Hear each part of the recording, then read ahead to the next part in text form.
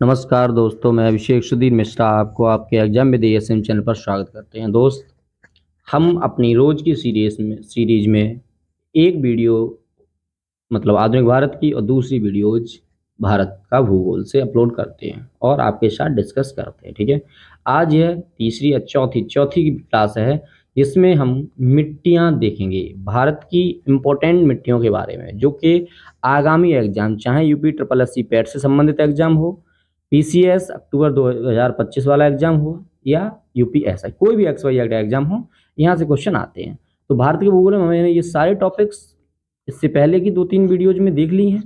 आज आइए मेरे साथ डिस्कस करते हैं भारत की इम्पोर्टेंट मिट्टियों के बारे में, और मिट्टियों के साथ साथ आगे की भी काफ़ी टॉपिक डिस्कस करेंगे। बहुत इंपॉर्टेंट ये टॉपिक है, मिट्टियों से क्वेश्चन आते ही आते आपको मालूम है।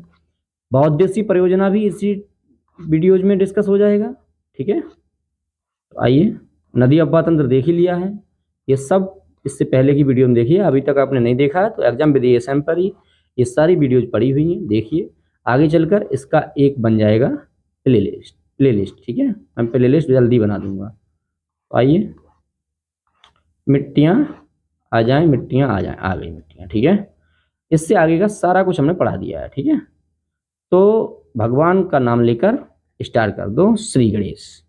मिट्टियों में हम सबसे पहले देखेंगे काली मिट्टी, बहुत इंपॉर्टेंट है। ठीक है, वीडियो के अंत तक बने रहना, और अगर वीडियो अच्छी लगे या समझाने का तरीका, बोलने का तरीका समझ में अगर आ जाए तो एक ज़रूर कमेंट करके चले जाना। ठीक है, और चैनल को सब्सक्राइब कर लेना, बेल आइकन को प्रेस कर लेना। ये अंत तक देखने के बाद डिसीजन लेना। तो वह मिट्टी जो बेसाल्ट लावा के उपक्षय के कारण निर्मित होती है। वह कौन सी मिट्टी है जो बेसाल्ट लावा के उपक्षय के कारण निर्मित होती है? तो ये है रेगुर मिट्टियाँ। क्या है? रेगुर मिट्टियाँ। रेगुर नाम है काली मिट्टी का, याद रखें। काली, कपास, रेगुर, ये सब काली मिट्टी का नाम है। रेगुर किसका नाम है? काली मिट्टी का। नेक्स्ट पॉइंट है दोस्त मेरे प्यारे, रेगुर मिट्टी का विस्तार सबसे ज्यादा है महाराष्ट्र में। ठीक है, ये जीएस पॉइंटर की पूरी किताब मैंने करने का वायदा आपसे किया है, और मैं पूरा जीएस पॉइंटर में जल्दी से जल्दी फिनिश करूंगा। उसके लिए आप मेरे साथ बने रहें, और आप भी अपना खत्म करें, रिवीजन करें, पर डे रिवीजन करें। 35 मिनट्स की वीडियो मैं आपको देता रहूंगा, फटाफट देखते रहें और चैनल को सब्सक्राइब जरूर कर लें। आइए, कथन जो है आपका एक, वो दक्षिणी ट्रैप की रेगुर मिट्टियां काली होती हैं। क्या कहता है कथन है? दक्षिणी ट्रैप की रेगुर मिट्टियां काली होती हैं। कारण आर है, उनमें ह्यूमस प्रचुर मात्रा में होती है। क्या ऐसा ही है? नहीं भाई, सही तो है ए, क्योंकि दक्षिणी ट्रैप की रेगुर मिट्टियां काली होती हैं, परंतु ह्यूमस प्रचुर मात्रा में नहीं होता है। ठीक है दोस्त, देखो हम थोड़ा आराम से और बढ़िया करके पढ़ाने की कोशिश कर रहे हैं, समझाने की कोशिश कर रहे हैं, क्योंकि आपके जहन और दिमाग, दिल दिमाग में बैठ जाए चीज को, तभी क्वेश्चन में आप टिक लगा पाएंगे। भगा भगा के कराए ना, नहीं कर पाओगे भाई, सब नहीं कर पाओगे। तो इसलिए भगा के नहीं करो, न देखो, थोड़ा समय दीजिए। समय देना बहुत जरूरी है पढ़ाई में, और जितना समय आप पढ़ाई को दोगे, पढ़ाई आपका समय बना देगी। ठीक है, आइए नेक्स्ट है कथन एक, काली मिट्टी कपास की खेती के लिए उपयुक्त। बहुत अच्छी बात है ये। कारण आर है, जिनमें जैव तत्व प्रचुर मात्रा में होते हैं। ये गलत है भाई। ठीक है, कारण ये नहीं है, इसलिए काली मिट्टी कपास के लिए की खेती के लिए प्रयुक्त नहीं होती है कि जैव तत्व प्रचुर मात्रा में है। गलत। आइए नेक्स्ट पॉइंट है, कपास की खेती के लिए सर्वाधिक उपयुक्त मिट्टी कौन सी है? तो रेगुर मिट्टी या काली मिट्टी, एक ही बात है। ठीक है ना। कथन ये है, काली मिट्टी कपास की कृषि के लिए उपयुक्त। बिल्कुल सही बात है, लेकिन उसमें नाइट्रोजन तथा जैव पदार्थ प्रचुर मात्रा में पाए जाते। बिल्कुल गलत है। ठीक है, स्वतः कृषि मिट्टी कहा जाता है। किसे कहा जाता है? कपास की काली मिट्टी को। क्लियर। नेक्स्ट है, लावा मिट्टियां पाई जाती हैं। तो लावा मिट्टियां कहाँ पाई जाती हैं? मालवा पठार में। याद रहे कि लावा मिट्टियां पाई जाती हैं तो मालवा पठार में। ठीक है, फिर नेक्स्ट पॉइंट है, मालवा पठार की प्रमुख मिट्टी कौन सी है? तो काली मिट्टी है। लावा मिट्टी पाई तो जाती है मालवा पठार में, लेकिन अगर क्वेश्चन आ जाता है कि मालवा पठार की प्रमुख मिट्टी कौन सी है, तो आप आंख बंद करके, मतलब अंधे बन के कह देंगे काली मिट्टी। ठीक है दोस्त, आइए नेक्स्ट पॉइंट को देखते हैं। वह मृदा जिसे सिंचाई की कम आवश्यकता होती है, क्योंकि वह नमी रोक कर रखती है। यही तो काली मिट्टी की विशेषता है भैया।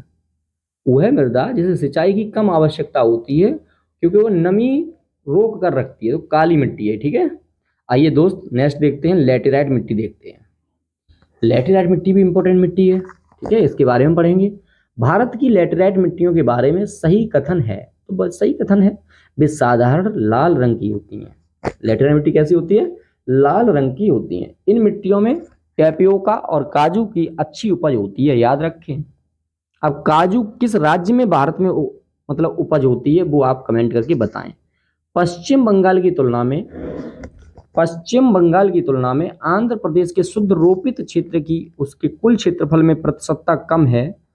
कारण है अधिकांश आंध्र प्रदेश मृदा मखरला प्रकार के है, तो ए सही है, आर गलत है। ठीक है। नेक्स्ट, लेटराइट मिट्टी मिलती है महाराष्ट्र में, याद रहे। लेटराइट मिट्टियों का प्राधान्य मालाबार तटीय प्रदेश में है। नेक्स्ट है दोस्त, लेटराइट मिट्टियों के लिए सही कथन है। लेटराइट मिट्टियों के लिए सही क्या है? उनमें चूना पत्थर नहीं पाया जाता है, ठीक है, प्रचुर मात्रा में नहीं पाया जाता है। नेक्स्ट है वह मृदा प्रारूप जो लोहे का अतिरेक होने के कारण अनुवर होता जा रहा है, लेटेराइट। ठीक है, आइए नेक्स्ट पॉइंट देखते हैं। दोमट या जलोढ़ मिट्टी को देखेंगे, 2-3 पॉइंट इसमें जरूर है, लेकिन कभी आ जाता है क्वेश्चन। भारत में सबसे अधिक उपजाऊ मृदा है जलोढ़ मृदा, याद रखें। भारत में सबसे अधिक मृदा जो उपजाऊ है वो है जलोढ़ मृदा। नेक्स्ट है पॉइंट, भारत में सबसे अधिक मिट्टी का वर्ग है कछारी। नेक्स्ट है गंगा के मैदान की पुरानी कछारी मिट्टी कहलाती है, तो बांगर। नेक्स्ट है मृदा जिसका जल धारण क्षमता सबसे कम होती है, तो बलुई। ठीक है। नेक्स्ट है दुमटी मिट्टी में मिलते हैं मिट्टी के सभी प्रकार के कण। नेक्स्ट है मिट्टी की विविधियां। आइए इंपॉर्टेंट है, देख लीजिए, सभी सारी तरीके में इंपॉर्टेंट है। इसमें हम वनस्पति को भी देखेंगे। पश्चिमी राजस्थान की मिट्टियों में सर्वाधिक मात्रा होती है कैल्शियम की, याद रखेंगे। पश्चिमी राजस्थान की मिट्टियों में सर्वाधिक मात्रा किसकी होती है? कैल्शियम की। आलू, सोधर्म, सूरजमुखी तथा मटर फसलों में से वह फसल जो मृदा को नाइट्रोजन से भरपूर कर देती है, तो मटर। आइए नेक्स्ट पॉइंट है दोस्त, भूमि की उर्वरता बढ़ाने के लिए जो फसल उगाई जाती है वह है उड़द। उड़द जो है ना, वो 3 साल में एक बार एक खेत में जरूर उगाया जाए, क्योंकि भूमि की जो उर्वरता होती है वो बढ़ जाती है उड़द से, याद रहे। ठीक है। भारत के कुछ भागों में यात्रा करते हुए आप देखेंगे कि कहीं कहीं लाल मिट्टी पाई जाती है। मिट्टी के इस रंग का प्रमुख कारण क्या है? तो आप आंख बंद करके कह दो, फेरिक ऑक्साइड की विद्यमानता, क्योंकि अभिषेक सर ने बताया है ये। ठीक है ना। नेक्स्ट है भारतीय मृदाओं में जिस सूक्ष्म तत्व की सर्वाधिक कमी है वह है जस्ता। भारतीय जो मृदा है ना, उसमें किसकी कमी है? जस्ते की कमी है, चाहे कोई मिट्टी हो, जस्ता की कमी है, आप याद रख लें ऐसे। नेक्स्ट पॉइंट है कथन ए, हिमालय की मिट्टियों में ह्यूमस प्रचुर मात्रा में पाई जाती है। ये गलत है। नहीं नहीं भाई, गलत है ये। हिमालय की मिट्टियों में ह्यूमस प्रचुर मात्रा में पाई जाती है, बिल्कुल गलत है, पाई नहीं जाती है। कारण आर देखें, हिमालय में सर्वाधिक क्षेत्र वनाच्छादित है, ये बिल्कुल सही बात है। हिमालय का जो सर्वाधिक क्षेत्र है, ये तो कोई यार अंधा आदमी बता देगा, बहरा गूंगा सब बता देंगे, है ना। आइए नेक्स्ट पॉइंट देखते हैं। पौधों को सबसे अधिक पानी मिलता है, चिकनी मिट्टी से मिलता है पौधों को, ठीक है, सबसे अधिक। नेक्स्ट, मिट्टी का वह कण जिसका व्यास 0.002 मिलीमीटर से कम होता है, मृत्तिका कहते हैं उसे। उसे क्या कहेंगे? मृत्तिका। अब देखिए भैया, अम्लीय एवं क्षारीय मृदा, बहुत इंपॉर्टेंट पॉइंट है ये। तो सामान्य फसलें उगाने के लिए उर्वर भूमि का पीएच मान होने की संभावना है 6 से 7। क्या है? सामान्य फसलें उगाने के लिए उर्वर भूमि का पीएच मान होने की संभावना है 6 से 7। नेक्स्ट है तेजाबी मिट्टी को कृषि योग्य बनाने हेतु उपयोगी किया जाता है लाइम का। नेक्स्ट है पॉइंट, मिट्टी के खारापन एवं क्षारीयता का समस्या का समाधान है खेतों में जिप्सम का उपयोग। नेक्स्ट पॉइंट है दोस्त, भारत में सर्वाधिक क्षारीय क्षेत्र पाया जाता है तो उत्तर प्रदेश राज्य में। नेक्स्ट पॉइंट है, भारत में लवणीय मृदा का सर्वाधिक क्षेत्रफल है गुजरात में। याद रखें, लवणीय मृदा का सबसे ज्यादा क्षेत्र कौन सा है? गुजरात में। आइए फिर नेक्स्ट देखते हैं, मृदा का लवणी भवन मृदा में एकत्रित सिंचित जल के बाष्पीकृत होने से पीछे छूटे नमक खनिजों से उत्पन्न होता है। सिंचित भूमि पर लवणी भवन का जो प्रभाव पड़ता है वह यह कुछ मृदाओं को अपारगम्य बना देता है। आइए नेक्स्ट देखते हैं, चाय बागानों के लिए उपयुक्त मिट्टी है तो अम्लीय है। ठीक है, मृदा अपर्दन एवं सुधार देखेंगे आप, इंपॉर्टेंट है भैया, देखते रहिए और पूरी वीडियो को देखा करिए आराम आराम से, क्योंकि बहुत जरूरी है ये सब चीजें, भागते भागते नहीं पढ़ सकते हैं, क्वेश्चन यहाँ से आता है। तो क्या है नेक्स्ट क्वेश्चन, क्या है? भारत के जिस क्षेत्र में मृदा अपरदन की समस्या गंभीर है वह क्षेत्र है शिवालिक पहाड़ियों के पाद क्षेत्र एवं चंबल की घाटी। याद रहे क्या है क्वेश्चन, भारत के जिस क्षेत्र में मृदा अपरदन की समस्या गंभीर है वह क्षेत्र है शिवालिक पहाड़ियों के पाद क्षेत्र एवं चंबल की घाटी।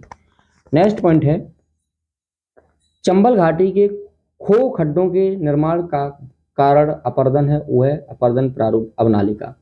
नेक्स्ट है मृदा अपरदन प्रक्रियाओं की सही क्रम है तो असफल अपरदन, परत अपरदन, रेल अपरदन, अवनालिका अपरदन। नेक्स्ट पॉइंट है दोस्त कृष्ण भूमि में वह पौधा जिसका कारण भूमि का अपरदन अधिकतम तीव्रता से होता है उसे कहेंगे हम सोरघम।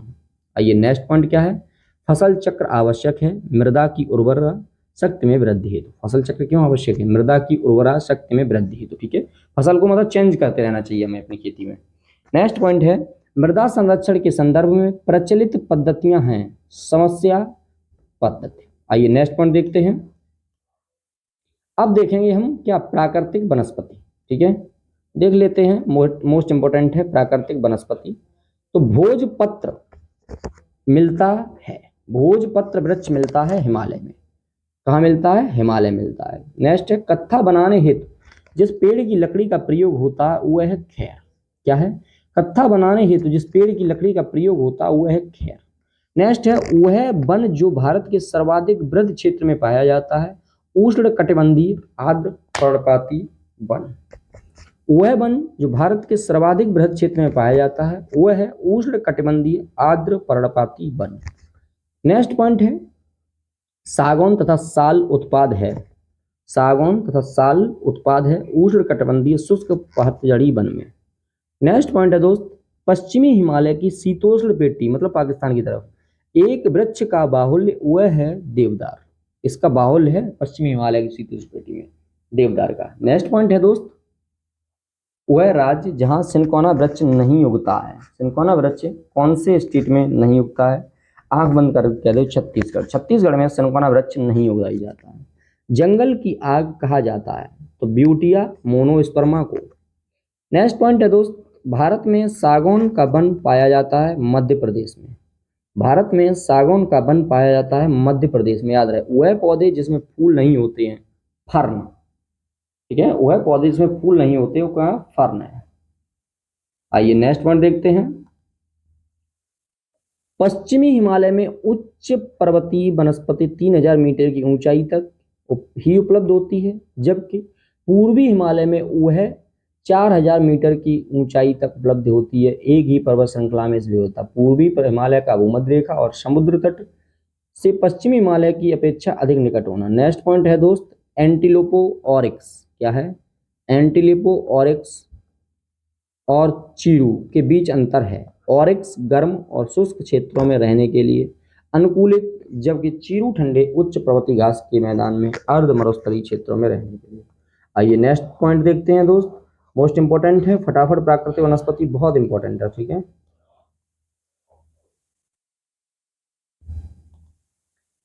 नगर भूमंडल सागौन जो है ना वो मध्य भारत में, देवदार जो है वो हिमाचल के क्षेत्र में और सुंदरी जो है वो सुंदरबन और सिनकोना जो है वो हिमालय की तराई। नेक्स्ट है दोस्त एक सेकंड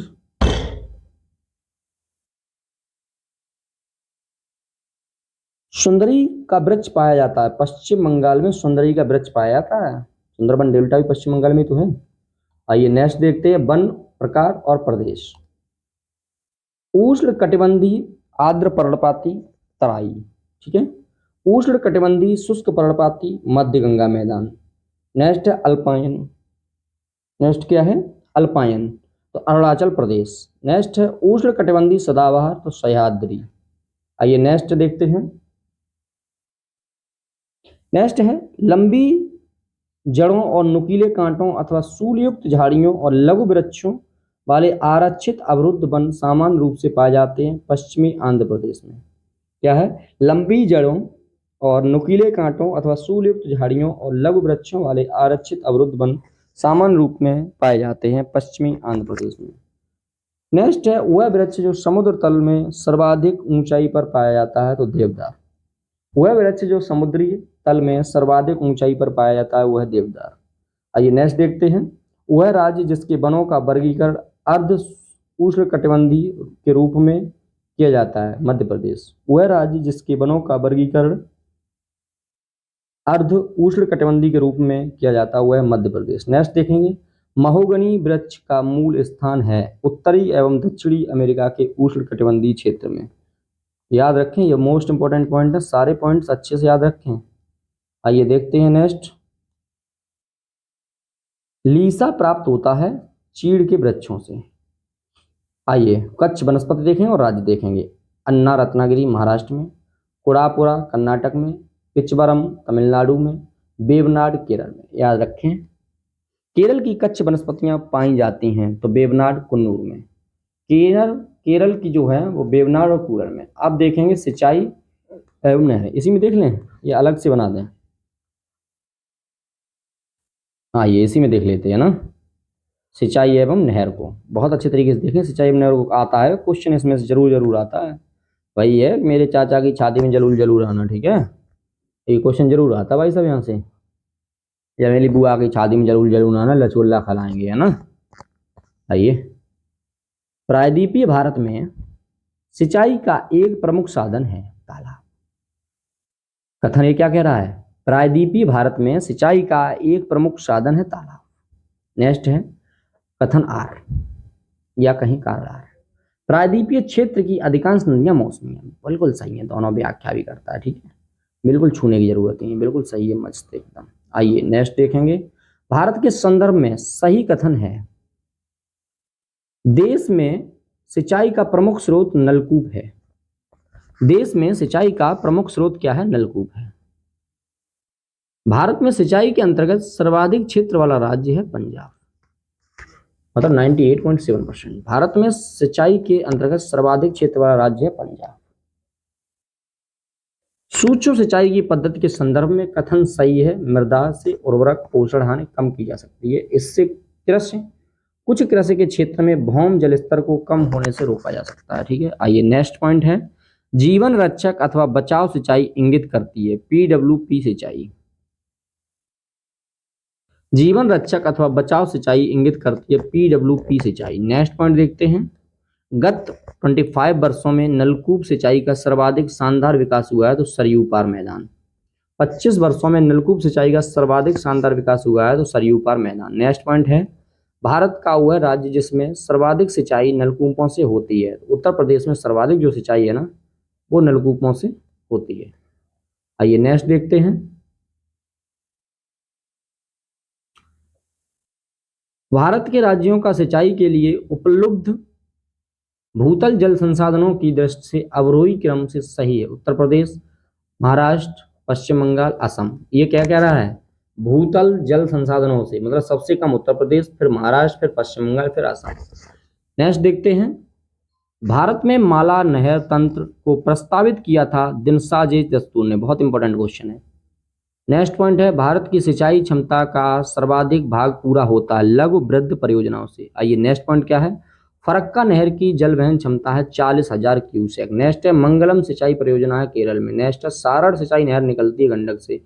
नेक्स्ट पॉइंट है इंदिरा गांधी नहर का उद्गम स्थल हरिके बैराज। नेक्स्ट पॉइंट है हरिके बैराज जिन नदियों के संगम पर है वह है ब्यास और सतलज। नेक्स्ट है राजस्थान नहर निकलती है, मतलब इंदिरा नहर निकलती है सतलज से।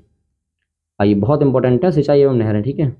नेक्स्ट पॉइंट क्या है? इंदिरा गांधी नहर का निर्माण कार्य वर्ष 1958 से प्रारंभ हुआ और इसका उद्गम है सतलज नदी पर हरिके बांध से, ठीक है ना। नेक्स्ट पॉइंट है इंदिरा गांधी नहर जल प्राप्त करती है ब्यास से, रावी से, सतलज से, ठीक है। इंदिरा गांधी नहर जल प्राप्त करती है ब्यास, रावी, सतलज, ठीक है ना। ब्यास नदी के पौंग बांध के जल का उपयोग करती है इंदिरा गांधी नहर परियोजना। ब्यास नदी के पौंग बांध के जल का उपयोग करती है इंदिरा गांधी नहर परियोजना। भारत में विश्व की सबसे पुरानी व विकसित नहर व्यवस्था है गंगा नहर, ठीक है ना दोस्त। फटाफट कंप्लीट वीडियो को देखते रहिए, लगे रहिए, बहुत अच्छे से क्वेश्चन आता है यहाँ से।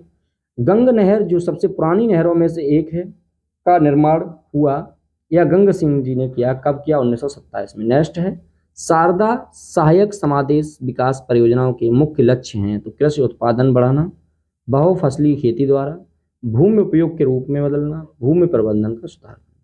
आइए नेक्स्ट देखते हैं, निचली गंगा नहर का उद्गम स्थल है नरौरा में गंगा नदी। आइए फिर देखते हैं, मोस्ट इंपॉर्टेंट के साथ देखते रहिएगा। हरियाली जो है ना, हरियाली एक नई योजना है जल संग्रहण से संबंधित। विकास योजना एवं वृक्षारोपण, एकीकृत जल संभर विकास कार्यक्रम, ठीक है ना, मोस्ट इंपॉर्टेंट। सूखा प्रबल वाला देखते हैं, ये सारे, ठीक है, ये कंप्लीट। अच्छा, नेक्स्ट वीडियो हम बहुउद्देशीय नदी घाटी परियोजना देखेंगे जो कि मोस्ट इंपॉर्टेंट है। आप जुड़े रहिए। देखो, यह सभी वीडियो पाने के लिए ना चैनल को सब्सक्राइब कर लीजिएगा और बेल आइकन को प्रेस कर लो। जैसे ही हम कोई वीडियो अपलोड करते हैं तो आपके पास तुरंत पहुंचेगी, और तुरंत पहुंचे कहने मतलब आप देखिएगा। और नेक्स्ट वीडियो में बहुउद्देशीय नदी घाटी परियोजना को हम डिस्कस करेंगे। आज तक के लिए आपका बहुत बहुत शुक्रिया, धन्यवाद। आपका दिन शुभ हो, आपका एग्जाम निकले, आप सफलता के मार्ग पर विकसित रहें। ठीक है, गुड नाइट।